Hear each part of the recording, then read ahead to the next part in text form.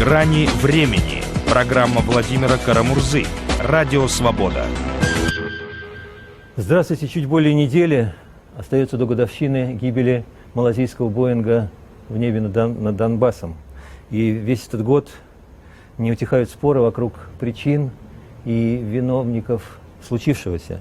И вот последним поводом для новых дискуссий стало предложение Малайзии, хозяйки этого самолета, создать международный трибунал для расследования этого злодеяния.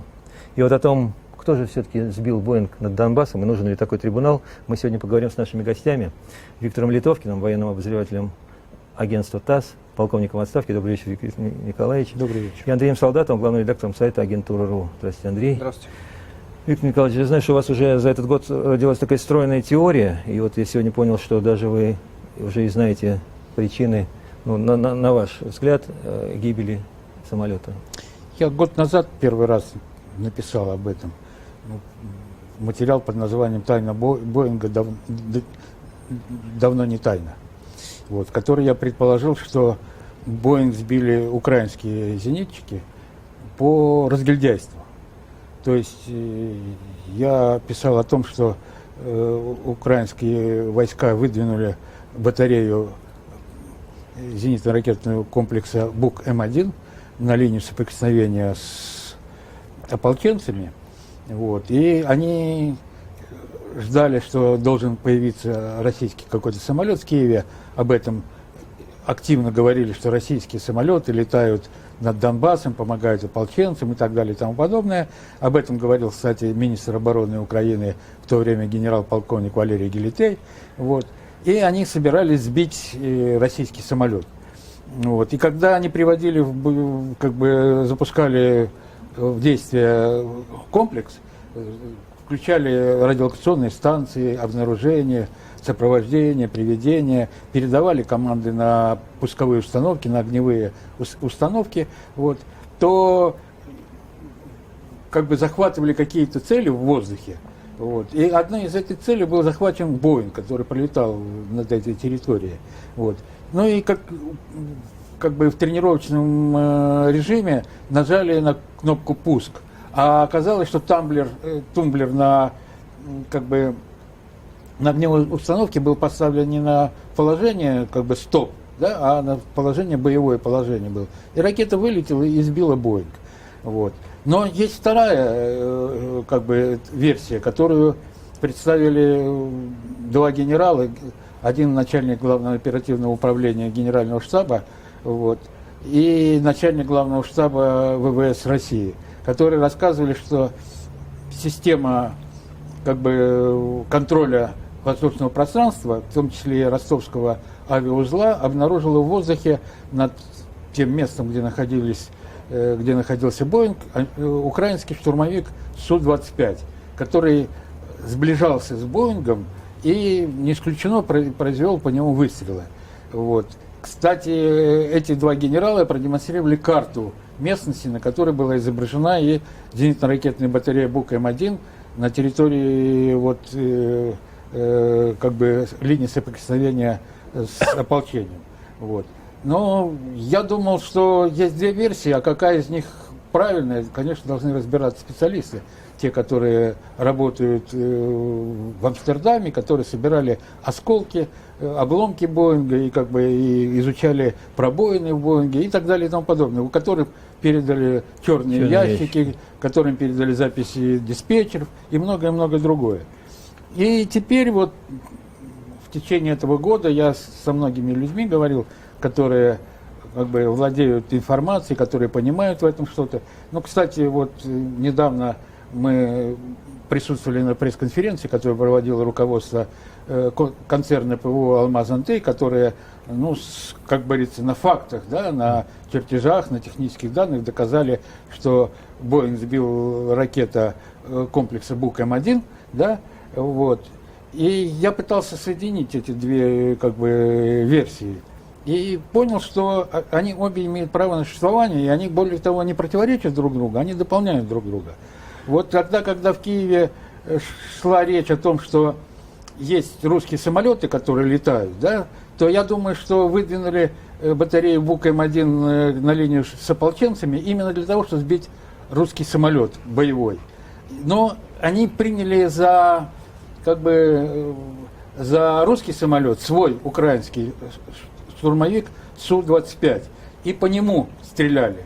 Но он оказался вблизи с Боингом, вот, выстрелил по Боингу, пустив по Боингу ракету Р-60 и выстрелил из пушек. Да? Вот. Но ракета, она имеет, у нее головка самонаведения. И она выбрала более крупную цель.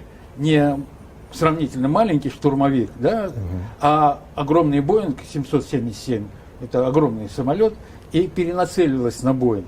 И она как бы добила Боинг. Давайте дадим слово Андрею. Я вот не услышал версии Виктора Николаевича вот тех радиопереговоров, которые вели сепаратисты. Как, по-вашему, они укладываются в эту вот его схему? Я не являюсь, сразу говорю, я не являюсь военным специалистом, поэтому я могу судить о тех материалах, которые стали доступны за этот год. А это огромное количество радиоперехватов, которые велись, да, это заявления некоторых командиров, собственно, повстанцев о том, что они сбили самолет военный, потом от этих заявлений они как-то стали отказываться, но они были все записаны. Плюс это те данные о передвижениях БУКа, которые, в общем, поступил в распоряжение повстанцев, о которых тоже достаточно теперь много известно, судя по тем видеороликам, которые выкладывала голландская сторона. И, конечно, вот эти все факты, они вот в эту теорию не совсем укладываются. То есть, скажем так, совсем не укладываются. Но, видимо, для этого и нужен международный трибунал, который позволил бы разобраться беспристрастно, потому что мы, очевидно, видим, что одна сторона совершенно четко настаивает на собственной невиновности и даже не собирается принимать, даже рассматривать возможность какую-либо другую, кроме того, что это сделал враг. Да, соответственно, другая сторона тоже стоит на таких достаточно отчаянных и однозначной позиции. Соответственно, видимо, нужна какая-то третья сила, нужен действительно какой-то национальный трибунал, который позволит расставить точки над «и». Давайте дадим слово Павлу Фельгенгауэру, независимому военному обозревателю. Павел, как вы считаете, вот, есть ли изъяны в обеих версиях, и то, что украинская сторона сбила, и та, что сепаратисты? Вам слово. Вообще я военный обозреватель «Новой газеты». Да-да-да, очень приятно, да. Ну, вообще споров о том, что произошло с Боингом, особых нету. То есть они есть, но в России, а больше нигде. Потому что всем в мире прекрасно понятно, что, собственно, произошло. Что самолет был сбит российским военным расчетом, который действовал на стороне ополченцев. И, по-видимому, уже достаточно данных и улик, чтобы проводить международный трибунал и призывать к ответу тех российских военных, которые ответственны за это преступление. И это, поэтому выдвигает эту идею трибунала и Малайзия, и сейчас вот официально, и Голландия. И Россия попала в очень неприятное положение, но сама себя, собственно, поставила, потому что самолет был сбит, конечно, по ошибке. Но вместо того, чтобы это признать, в какой-то мере хотя бы, придумывали всякие лживые версии про какой-то штурмовик, который, в принципе, сбить ничего не мог, про какие-то украинские ракеты, которых там не было, и которые тоже не могли стрелять, и смысла в них никакого не было, потому что никакой противной авиации в тот июль над Донбассом не было, была только украинская. И стрелять по собственным самолетам, в общем, довольно бессмысленно. Вот. И поэтому сейчас России деваться некуда. Нужно, скорее всего, когда это попадет резолюция, предложенная Малайзией на голосование в Совет Безопасности, придется, скорее всего, России наложит вето. Но это будет, по сути, признанием собственной вины. Ну, одеваться некуда, потому что если соглашаться на трибунал, контролировать его будет невозможно, и трибунал, конечно, в России там не ждет ничего хорошего. Спасибо, Павел. Давайте дадим слово Леониду Мартынюку, автору фильма вместе с Борисом Немцовым о причастности России к уничтожению Боинга.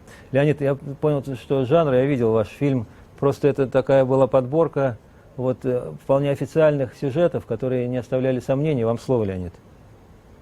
Добрый день. Я, извините, начало разговора не слышал. Я просто ваши вопросы. Да, напомните нашим радиослушателям, в каком жанре сделан ваш фильм и какие он оставляет, собственно, выводы у его зрителей. Вам слово.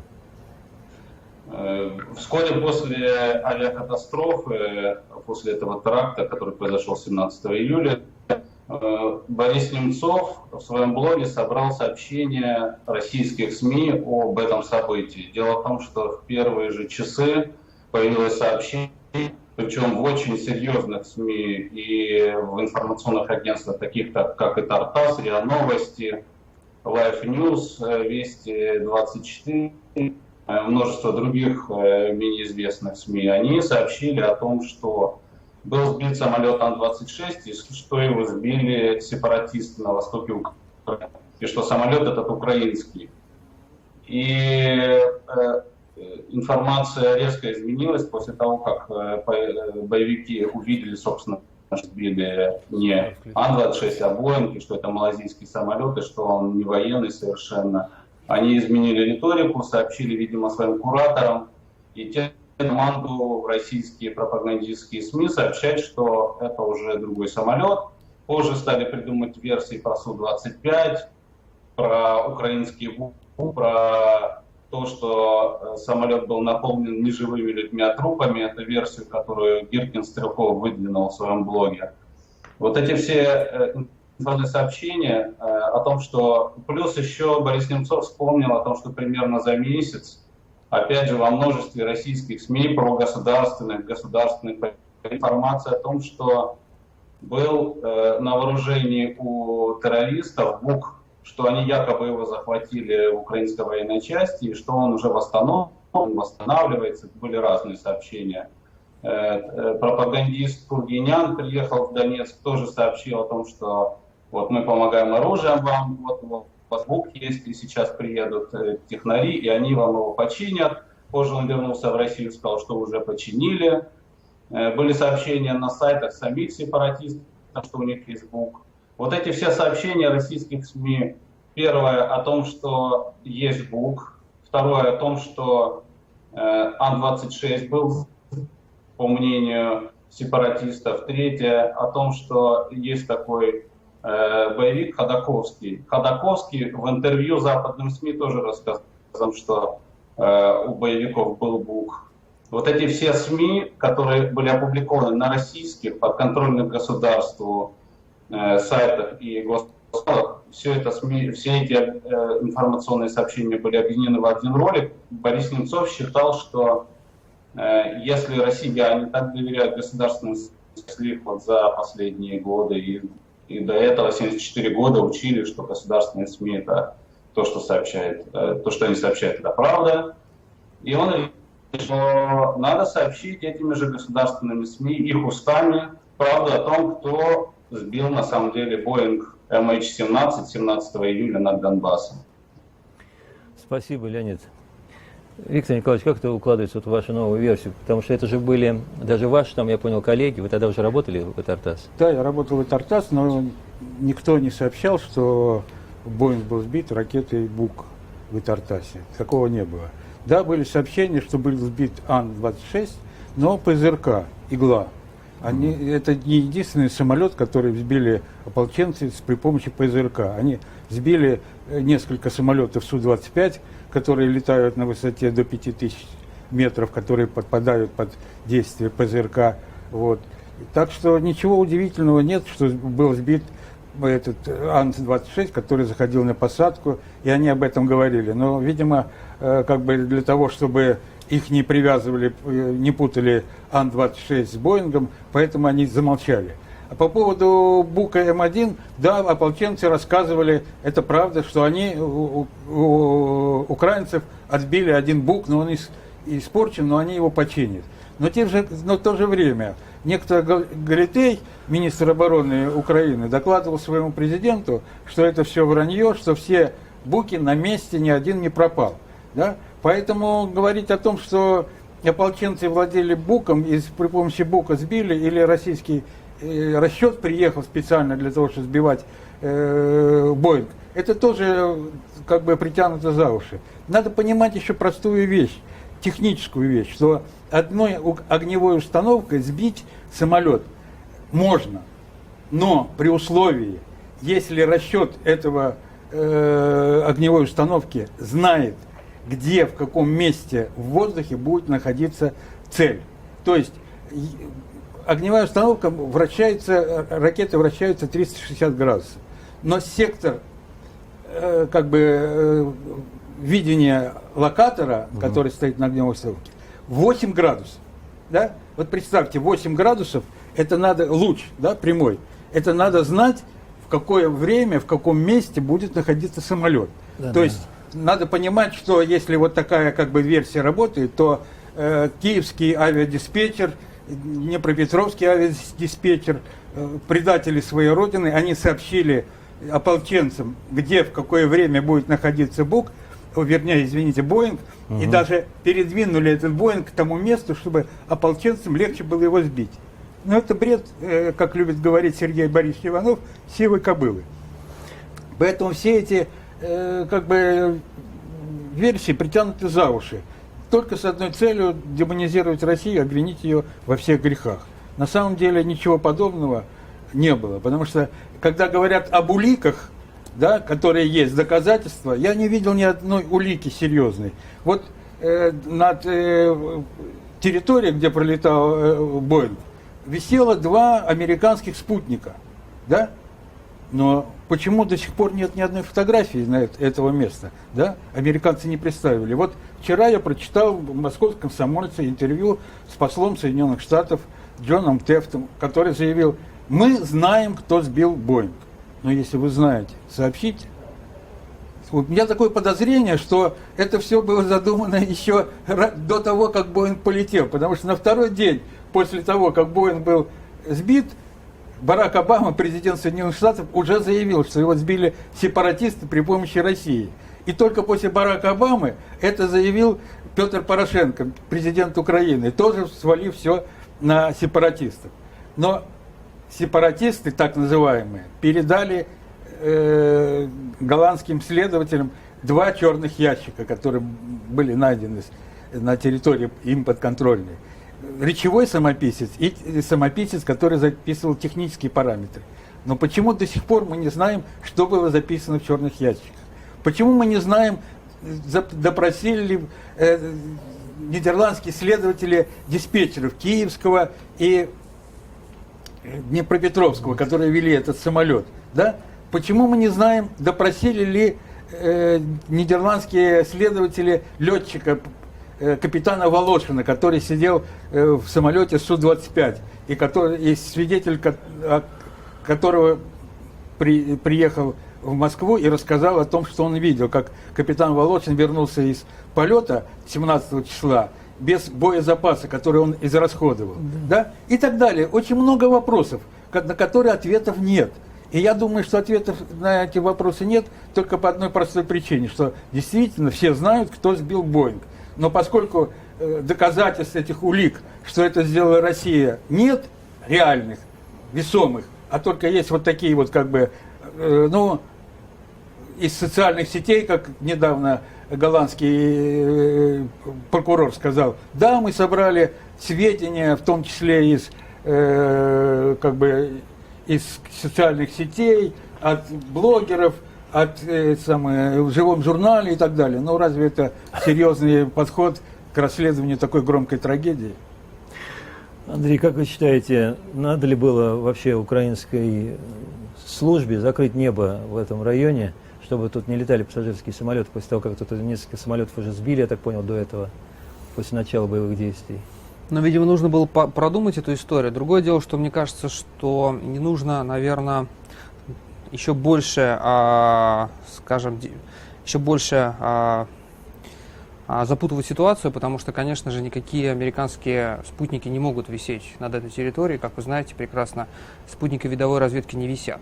Да, они летают, они нарезают ленты. Ну да, но то они есть в этот момент были. То есть они могут в этот момент находиться над этой территорией, потом они проходят. Ну это же висят в кавычках, висят только спутники радиоэлектронной разведки, которые висят на геостационарной орбите. А такие спутники, они обычно проходят на высоте около 700 километров, соответственно, вот он летит, он нарезает ленту и возвращается. То есть они эту территорию могут снимать в какой-то определенный момент времени. Ну, там, раз в сутки, 2 раза в сутки, 3 раза в сутки. Да, и может как раз не в тот, когда... Конечно, то есть они прекрасно показывают передвижение сил и войск наземных, например, там танк сдвинулся с места, но, естественно, если самолет пролетел в этот момент, они могут это не поймать.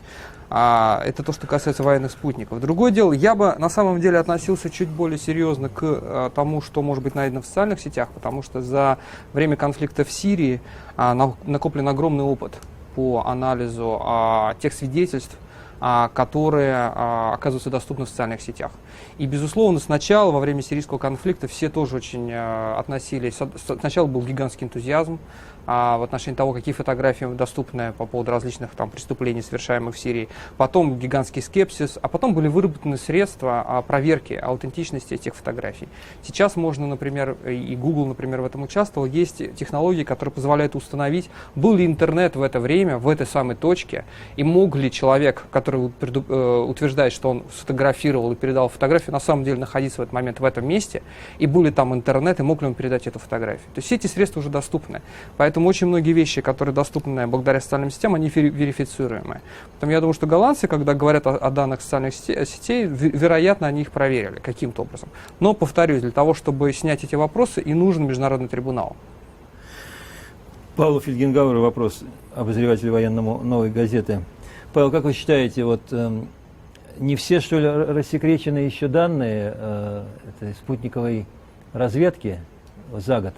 То есть чего-то еще следует ждать заинтересованным сторонам? Ну, я думаю, что данные объективного контроля, которые есть у американцев, это не только с помощью спутников, потому что происходило в Донбассе и над Донбассом, полностью рассекречены не будут никогда. Ну, они, естественно, знали практически сразу, кто, собственно, сбил Боинг. Так же, как они в свое время знали, кто сбил самолет Ту над Черным морем. И знали это очень быстро. Откуда вылетела ракета, кто ее запустил, что это украинцы проводили там учения, хотя тогда, кстати, российское военное руководство полностью поддерживало украинское и отрицало их вину. Тем более, что там наши генералы были, Прудников был на этих самых учениях в Феодосии. Но объективные данные были, но конкретно, что именно, конечно, они не сообщат в ближайшие 50 лет. Скорее всего, потому что, может быть, чуть раньше, скорее всего, лет 50 будут молчать, потому что раскрывать свои возможности по объективному контролю ситуации, это недопустимо, поскольку это покажет, что они видят, а что они не видят, и они поэтому говорить об этом не будут. А какие будут доказательства? Это, как говорится, на суде будут, потому что суд, скорее всего, будет. Невзирая на то, там будет он учрежден Советом Безопасности, если Россия решится не накладывать вето, накладывать вето ей будет сейчас очень накладно, потому что это признание вины, по сути. Либо он будет учрежден без Совета Безопасности, какой-то, очевидно, трибунал будет. И на этом трибунале будут другие данные, не будут американские военные данные объективного контроля представлены, во всяком случае, первичные. Но данных будет, я думаю, достаточно. В конечном итоге, это как с корейским Боингом, который наши сбили рядом с Сахалином, в конечном итоге будет известно, кто был тот офицер, который нажал на кнопку, кто запустил ракету, кто давал ему приказы ее запускать, кто контролировал с российской стороны обстановку в воздухе и перепутал украинский транспортный борт с Боингом, и кто направил вообще эту огневую установку с российским расчетом на территорию Донбасса, чтобы там поддержать их с силами противовоздушной обороны действия ополченцев. И все получат свое в конечном итоге наказание. Если не прямое такое, чтобы в тюрьму посадить, то уж точно моральное получат, потому что ничего удержать в тайне нельзя. Все в конечном итоге довольно скоро в историческом масштабе будет раскрыто. И все вранье, которое Россия и российские военные и высшие генералы навалили на нас за последний год, будет стыдом висеть на них. Ну, по-видимому, стыда у российского военного руководства, в общем, не очень много. Оно у них такое вполне карманное. Когда захотят, в карман спрячут. Вопрос Леониду Мартыняку. Леонид, вот как, по-вашему, подтверждает ли ваша дальнейшая биография, вот ваше злоключение, то, что вы вашим фильмом вместе с Борисом Немцовым задели ответственных лиц за живое? Условно говоря, что на воре и шапка горит, и они сами расписались в своей причастности тем, что стали вам угрожать. Владимир, а я могу возразить вашему гостю? Да, конечно, конечно. У нас специально для этого вам слово даем, пожалуйста. Да, дело в том, что ни террористы, ни Life News, ни Тартас не сообщали о том, что Боинг или Ан-26 был, Ан-26 они называли, был сбит ПЗРК. Они говорили о том, что был ополченцами сбит украинский транспортный самолет военный Ан-26. Это первое. Не упоминалось чем. Второе, то, что самолет никогда не был обнаружен. То есть Ан-26 они сбили, но его не нашли, а потом был сбит Боинг. В то же время, в то же месте, и он есть. То есть очевидно, что думали, что сбивали Ан-26 украинский, а сбили на самом деле Боинг. И поэтому очень быстро переориентировались, стали сообщать новую информацию. Первую свою информацию они уже никогда не вспоминали. Об этом никогда не было никаких ток-шоу, ни у Соловьева, ни у Толстого, ни у кого. Это не обсуждалось, это не объяснялось.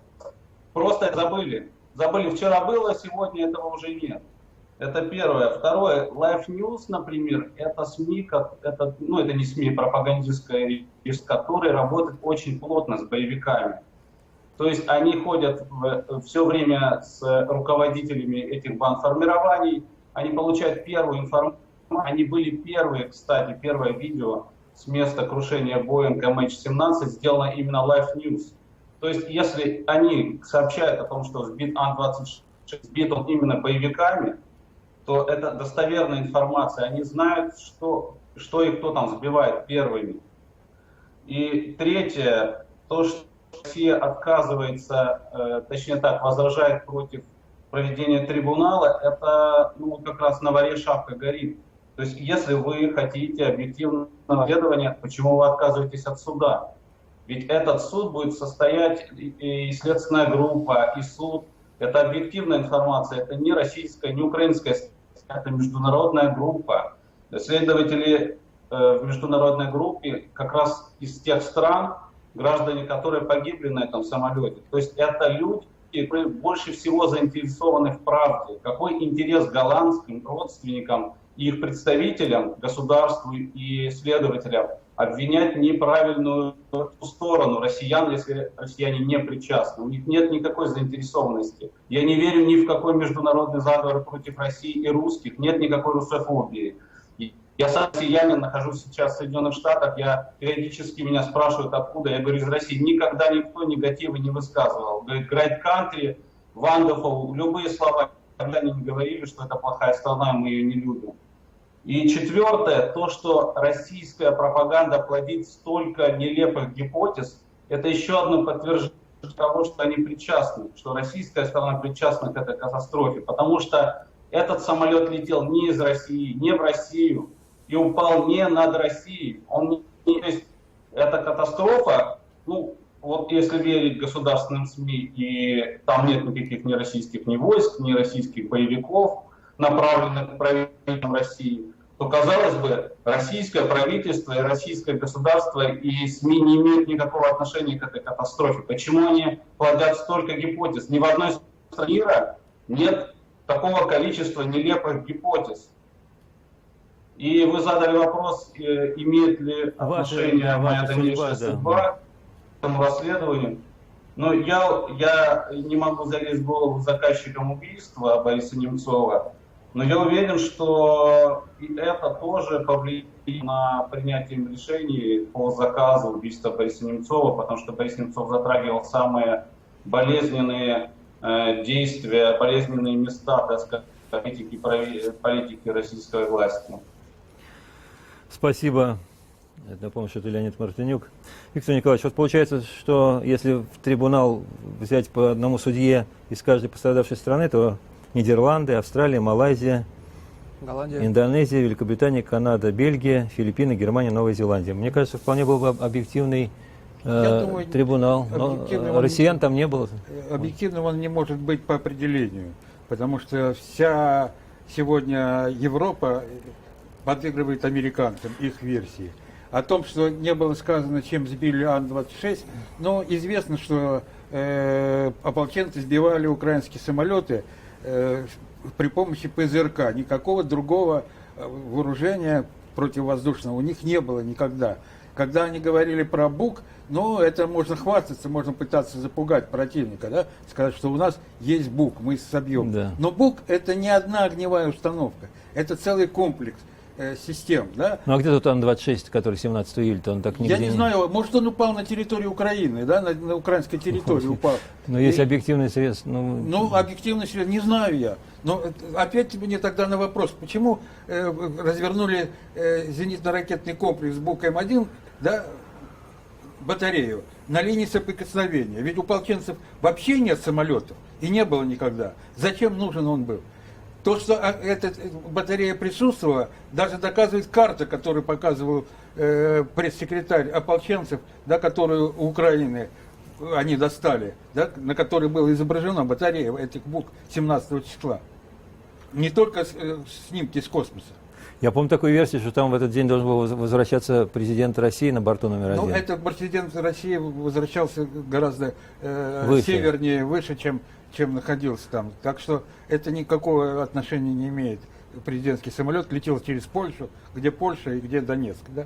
Так что это не имеет никакого отношения. И Бог Поэтому бы- очень много вопросов, на которые ответа нет. И всякие разговоры о том, что Россия это сбивала, что Россия виновата. Но вот давайте вспомним все катастрофы с самолетами.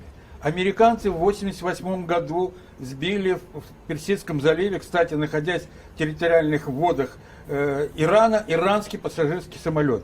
290 человек пассажиров и 14 членов экипажа. Да? Какой трибунал был, какой суд разбирался с этим? Откуда вы это узнали? Как это, откуда? Американцы об этом сообщили. Правильно. Да. Это подтверждает на самом деле тот аргумент, который делал Леонид, что не существует такого Запада, не существует такой единой позиции. Мы узнали о том, что американцы совершили ужасное Да, преступление но и сбили они- этот самолет благодаря американским СМИ. Да. Британским и американским СМИ. Невозможно заставить все американские СМИ или все Замолчать и британские врать. СМИ и все европейские СМИ делать одно и Да то никто же. не говорит, Никто что их не надо кого-то- выстраивает в колонну. Это невозможно. Кого-то надо заставлять замолчать. Да, мы говорим, что не было трибунала в это время. Да, никто не судил американцев. Американцы только извинились перед Ираном о том, что они перепутали F-16 с огромным аэробусом, да, А-300. Да. Вы представляете, можно перепутать небольшой самолет одномоторный F-16 и огромный аэробус? Можно перепутать? Но они помню, извинились, кстати. а пока вот никто тут даже не извинился. Извинились, но и все. Да? Ну, пока Да. этого даже тут нету Ну, в Донбассе. подождите. Но они признали свою вину. И Ну это да. стало известно благодаря западным Украина СМИ. не признала свою вину, сбив наш Ту-154. Вы знаете об этом? что Знаю, они конечно, это не признали заработал, свою да, вину, да? ведущим, и Израильтянам Кучма они- сказал, что бывают более худшие трагедии. Да, израильтянам они заплатили это самое, людям страховку, да, которые там были. Русским ни Русским копейки нет, не это заплатили, я знаю, да? да. Ну, а вот разбился самолет в французских Альпах, который летчик немец направил в скалы, да?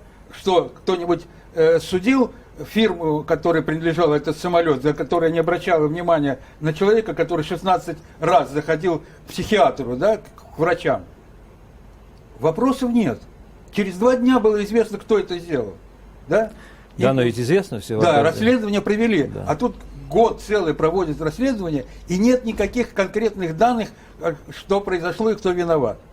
Это Потому не что- наводит вас ни на какую мысль? Наводит, что более деликатная ситуация. Это не деликатная ситуация, это просто попытка найти какие-то действительно реальные зацепки, чтобы обвинить Россию. Зацепок этих нет. Потому что нет ответа на простые вопросы, которые я уже называл. Да? Почему оказался зенитно-ракетный комплекс на границе с ополченцами? Да? Что было сообщено диспетчерами киевскими и днепропетровскими? В конце концов, запись того, что произошло на борту. Если был выстрел, да, выстрел из пушек штурмовика Су-25, если были пуск ракеты Р-60, которая не сбила, а только ранила, да, этот огромный Боинг, чтобы он упал на территорию России, да, а ракета его потом добила, то экипаж Боинга, люди, которые сидели, пассажиры, они должны были это почувствовать, они должны были кричать, молиться, что угодно, проклинать кого-то, да, пусть кого угодно. Но этих записей нет, мы не знаем о них, да? Да. Ну и много других вопросов, на которые нет ответа. Так почему вы не ответите на них в Международном трибунале? А почему об этом не ответят на них следственные комиссии, которые Потому что, целый год занимаются? Ну, во-первых, потому что там идут боевые действия на Где этой территории. они? Ну, потому что Ну, доступ даже на место Там, где затруднен. находится следственная комиссия в Амстердаме, нет никаких боевых Нет, действий. Даже на место проверить место пуска Бука невозможно, потому что там Почему? боевые действия, потому что туда невозможно, потому что затруднен доступ. И об Да этом, никто об этом говорили не все. пускали украинцы. Кстати, на второй день после того, как Боинг разбился, был массированный артиллерийский налет по тому месту, где находились останки Боинга и людей. Да? Почему это было сделано Украиной? Так на эти вопросы все Наверное, можно для того, ответить в чтобы трибунале. уничтожить все улики.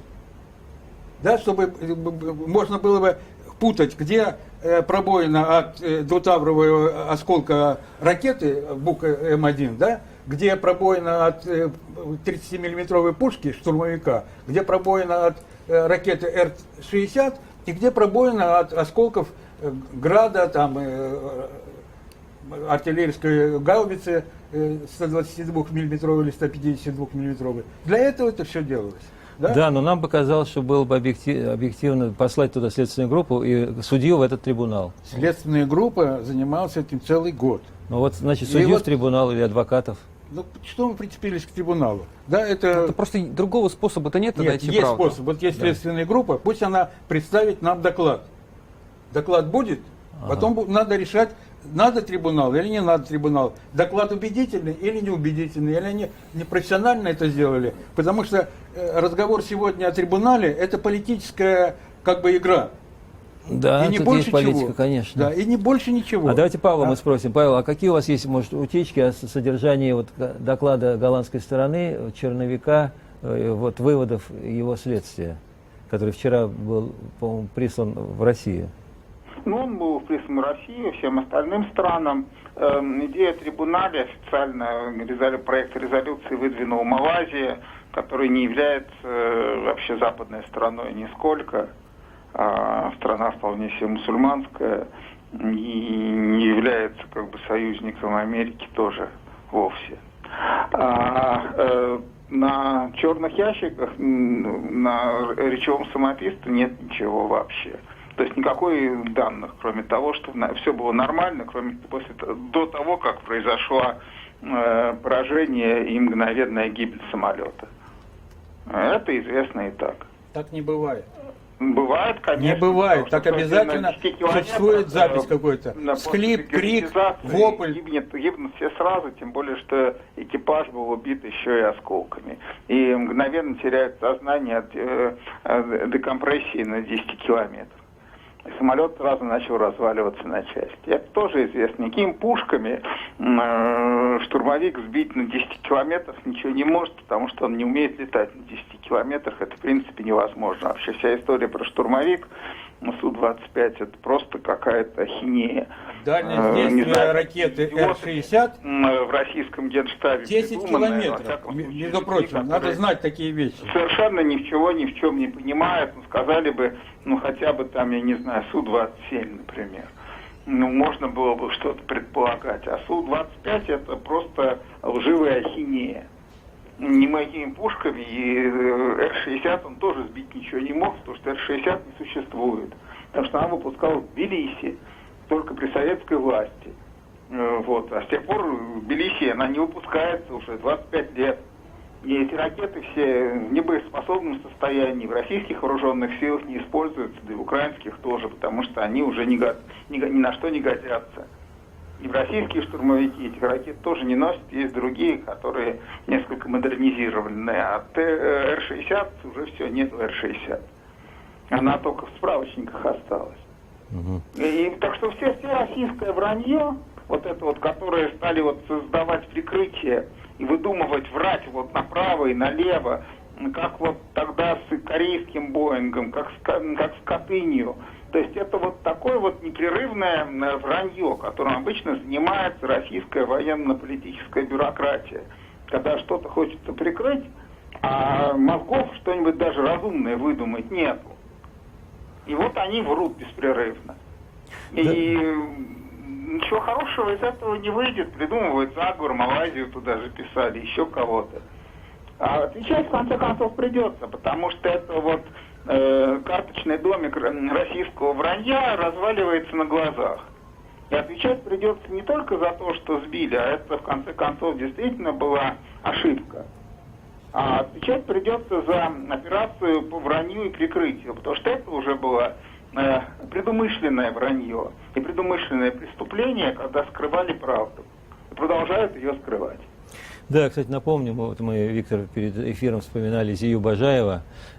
По-моему, много вопросов осталось в той катастрофе, которая была в небе над Москвой 9 марта 2000 года, когда погиб наш товарищ Артем Боровик. И все, в общем-то, были... не было пожара, то есть я был на похоронах. Было. Нет, я имею в виду, что тела все сохранились, а портфель у него вот исчез, мне Генрих Аверьянович сказал. То есть не могло так все цело, люди все, так сказать, кто-то поживился там. Да. Так что такие катастрофы оставляют, 15 лет уже прошло. А вранья, когда Павел говорит про вранье российское, то надо вспомнить вранье американское, когда врал президент Соединенных Штатов и госсекретарь, рассказывая нам, что у Саддама Хусейна есть химическое оружие, и тряс этой пробиркой на генеральной сессии ООН. Так что рассказ про российское вранье, есть американское вранье, есть нидерландское вранье. Но когда там было химическое оружие, помните, был химический Али, там родственнику Саддама Хусейна, который давно было травил оппозицию химическим оружием. Давно это химическое оружие. Травил курдов. Да, травил ли курдов, да, но в 2003 году ничего подобного не существовало. Давайте Леониду дадим слово. Леонид, как вот американская общественность, она к какой версии больше склоняется? Те, кто вот с вами общаются, журналисты, или вы, может быть, краем уха слышите их реакцию на вот эти события в ООН? В американской общественности, так скажем, мейнстрим однозначный, что оккупировал Крым, Россия осуществляет военное вторжение на Донбасс, Россия поставляет оружие боевиков, учит боевиков, есть действующие регулярные военные части на территории Украины. И к сбитому Боингу, к тому, что был сбит Боинг, причастна Россия. Это сейчас, что является мейнстримом, и то, что Борис Немцов был убит тоже по прямому указанию руководства России, это тоже основная, это мейнстрим, так скажем, физический. Что касается трибунала, очень странно слышать возражения против суда. Очень, что вот есть следственная группа, и этого достаточно. Вспомните, что происходит, хотя бы в России, если происходит какое-то преступление внутри страны. Сначала идет следствие, потом суд, на котором сторона обвинения есть сторона защиты и судья, либо присяжный заседатель. И то, что предлагается трибунал, это как раз самый объективный способ, вот чего и боится российская сторона, и что выдает не соучастника, как минимум, этого преступления, а может быть и главного участника. Потому что следственная группа, она, скорее всего, вынесет свое решение, но его можно будет, эту группу можно будет обвинить, что она не точна, что она что-то не учла, а что-то неправильно оценила. А вот трибунал, уже легко отмахнуться от результатов трибунала, потому что на трибунале будут заслушаны все позиции, и объективно рассмотрены, и будет вынесен вердикт. Да. Мне кажется, что вот какая-то появилась боязнь у Кремля перед трибуналами. Проиграли тогда, помните, когда зеленых арестовали на разломной платформе, проиграли морской трибунал, сейчас проиграли трибунал арбитражный по делу ЮКОСа. И все эти трибуналы, мне кажется, уже не вызывают доверия в Кремле. Как вы считаете, Павел, вопрос Фельгенгаузеру? При слове трибунал, там, политтехнологи кремлевские уже сейчас реагируют однозначно? Да, Россия не собирается признавать ничью другую юрисдикцию, ни судов по правам человека, никаких других судебных или иных межнациональных инстанций. Россия отделяется китайской стеной такой от всего остального мира и будет отрицать. Совершенно очевидно, что как с Боингом малазийским, как и со всеми другими вещами будут отрицать вопреки всяким другим доказательствам, что бы другие не говорили, что бы другие не заказывали, каких бы не было объективных данных представлено, будут упорно отрицать любую причастность. Это такой типичный советский подход. Всегда так делали, и все 70 лет все отрицали. Потом, правда, все лопнуло, и потом как бы все почти сразу взяли и признали. А теперь по новой будут все отрицать. И поэтому никакого такого решения, которое было бы для всех приемлемо, сейчас не просматривается. И трибунал, скорее всего, будет, если он будет не от ООН, он будет как-то, наверное, под какой-нибудь другой эгидой сделан, что либо просто будут представлены результаты следствия. Это тоже вполне возможно. Результаты, очевидно, будут достаточно доказательные. Насколько можно судить? Я, честно говоря, даже несколько удивлен. Я думал, что, в принципе, скажут, да, был сбит луком, это понятно, а кто мы толком сказать не можем. Но, очевидно, у голландцев есть серьезные доказательства того, кто, собственно, это сделал. Может быть, даже есть какие-то намеки и на тех военных, которые принимали это решение, которые в этом участвовали. Это тоже нельзя исключить, потому что, как себя сейчас уверенно ведут и голландцы, и как их поддерживают малазийцы, это довольно все неприятно. Хотя российская сторона будет голословно отрицать все, что угодно.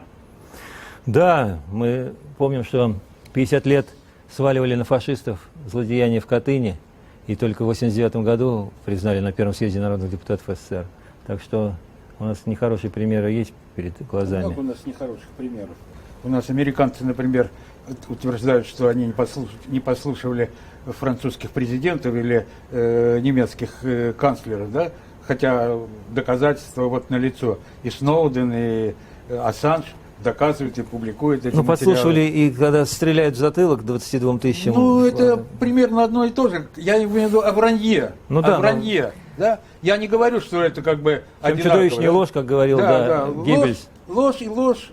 Все равно она существует на самом высоком уровне. И говорить, что в России врут больше, чем в Соединенных Штатах, это просто пропагандистские дешевые голословные заявления. Я бы все-таки сделал только одну ремарку, что, безусловно, американские государственные чиновники врали очень много за последние 70 лет, и было масса тому примеров.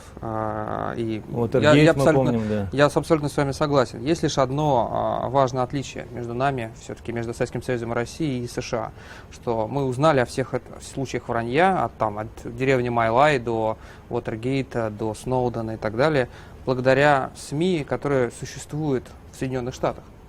Это произошло потому, что сами журналисты, работающие в Америке, имеют возможность разоблачать вранье собственного руководства. Но я, к сожалению, помню очень мало примеров, когда российские СМИ могли бы выступить вот так и делать такие вещи. Очень немного наших газет остались в живых, которые вообще в состоянии это делать. Например, знаменитая газета, новая газета, которой работает Павел Фельгенгауэр, прекрасные статьи публиковала о трагедии атомной подводной лодки «Курск». Да? Прекрасные статьи, которые публиковала Милашкина. Да, Елена? Да, и тогда был там адвокат Кузнецов, и куда он делся? Он живет в Соединенных Штатах. Вот именно. Он в Англии, по-моему. Нет, в США. Не важно, он, избежал. Не важно, но публиковали, его все это есть. Выдавили из страны. И я писал об этом в газете «Известия», когда я там работал, да? Вот, а вывод это все равно то, что никого нельзя было спасти, вот так официально.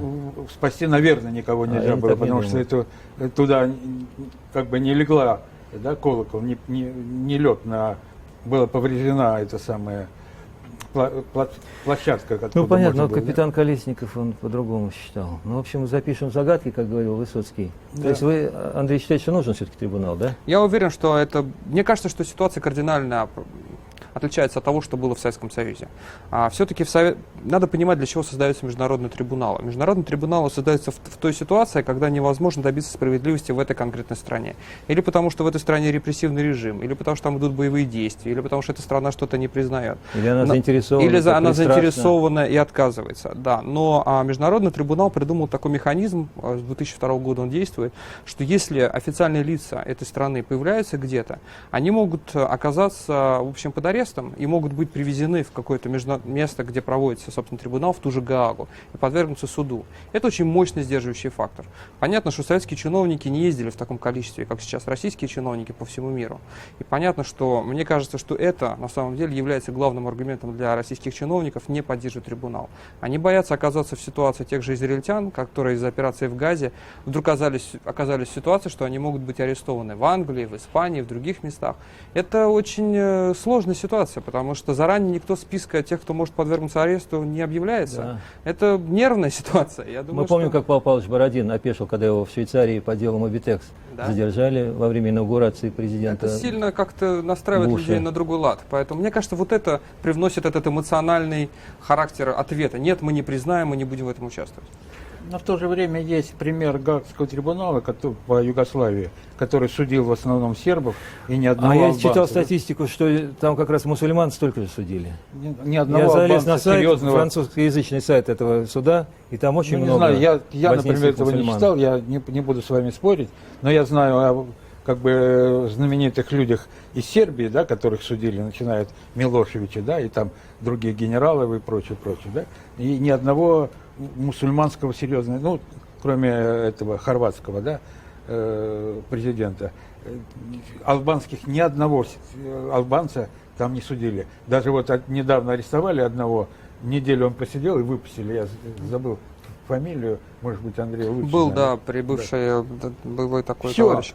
Понимаете, поэтому предвзятость трибунала, даже прокурор, женщина, да, Карла Дель Понте. Карла Дель Понте в своей книге написала, что они были предвзяты и направлены только против Сербии. Да?